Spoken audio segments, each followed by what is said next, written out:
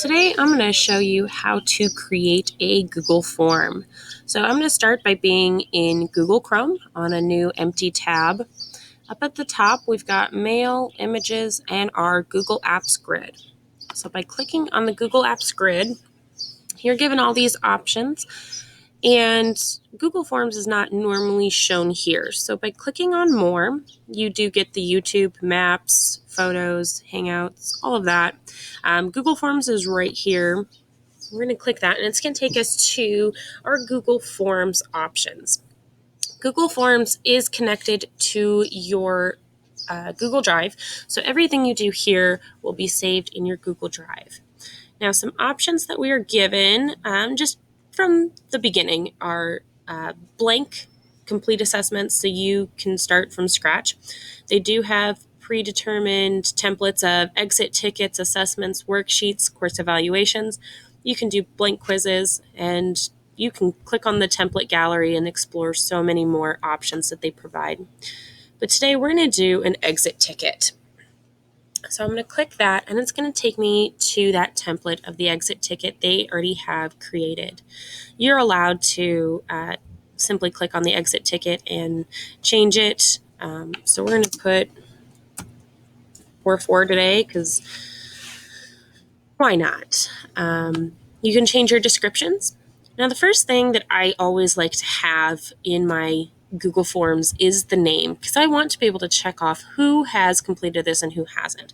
When you do get your Google Form results, they do put it in spreadsheets and categorize it, and they give you so many more pieces of information. It is one of the most useful tools I have come across using, so that way students can give you information and you can group them together. It's great for getting to know your students, getting to know your parents, all of that.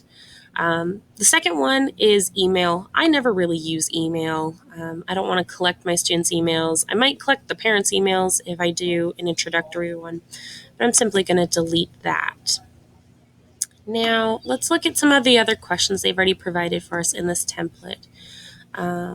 So what's one important thing you learned in class today? And I'm just going to change this to interesting because I want to set this for me. It's set as a paragraph option, so that way students can give me as much or as little information as they want. I can duplicate this question if I want to change something else in it. So if I did want to have what's one important thing you learned in class, I could have kept that and just duplicated it and put what's one interesting thing you learned in class. And here you can require this question to be answered or not. I won't for now. Next one is, how prepared are you for Friday's test? All right. And I don't really want this to be a paragraph because I could have students giving me very prepared or not at all, or, whatever variety, but I want to understand it from a linear perspective. So they give me a 1 to 5 scale, and I can change that to as much or as little as I want by clicking there. But 5 seems like a good number. You can have the options of labeling your scale. I'm going to do 1 as not at all, kind of as if they're freaking out a little bit. And 5 is I am going to ace this test. Give them some confidence there. I'm going to make that required. And let's see. All right, next one. As you can see, I clicked out of that and it automatically set up that linear scale for me. So now that I know how prepared they are, I kind of actually want to know what areas do they need help on.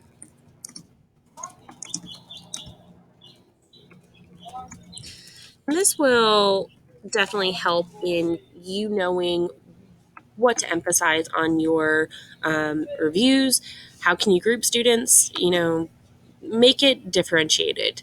And I'm going to do a checks box because I want them to be able to tell me how many different areas they really need help in. So vocabulary, concepts, content,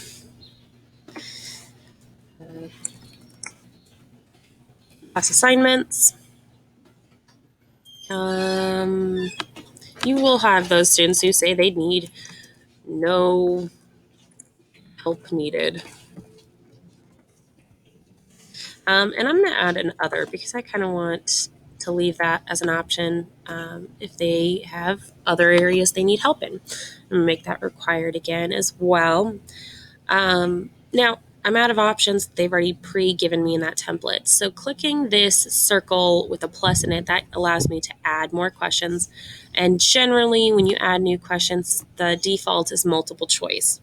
And I'm going to change this to the multiple choice grid because let's say we went over a concept today and I want to make sure that they understood this concept, or something on this test is going to be given and I will be giving a test on a health unit. So what category do these foods fall under? So we're going to give them the columns of healthy, unhealthy, and unsure. I want to know that. So let's say we've covered pizza, bagels, fruit, vegetables,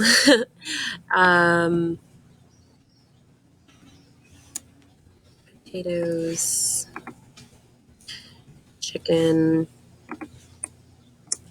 fish, and let's do French fries. You can make this anything you want. Like I said, I'm going over a healthy foods option. Down here at the bottom, you can see it says required a response in each row. So obviously, each row, I want them to pick a category that it does fall under. So I'm going to make that required. With these other options, the more options, you can also limit it to only one response per column. If that's the type of test that you want to do, shuffle your row order, all of that. Google Forms does also allow you to add in images, videos, all sorts of different things. You can assign this as a homework assignment, an in-class assignment, whatever the case is. Google Forms has so many purposes. And up here at the top, we have the color palette. So you have the opportunity to make it really entertaining and creative, however you want, fit the categories you need. You can preview your tests, and right now this is what our Google Form exit ticket is going to look like, and how we've got all of those options. Most of it is required again, because I prefer that. And submit it. You can change this to be multiple submissions, one submission per person, however you want to do that. You do have that option to adjust it in the settings here. You also have the opportunity to send this to people. So you can send it to their emails if you felt like. You can send them the link, or I personally am going to be embedding this into my Google Classroom or my own classroom site. So I have that opportunity to embed this into those other areas. It does also give you the opportunity to add it on Google Plus, Facebook, or Twitter if that's how you kind of want to use it in your classroom. Either way, this is one of the most useful sources for a teacher. Again, collecting all that data, using it as a digital assessment, giving it variety. All of these benefits are going to help you as a teacher, and I definitely encourage you to utilize it and to explore some of the options that they have. I hope this video has helped you learn how to use Google Forms, and I hope you can utilize it in your own classrooms.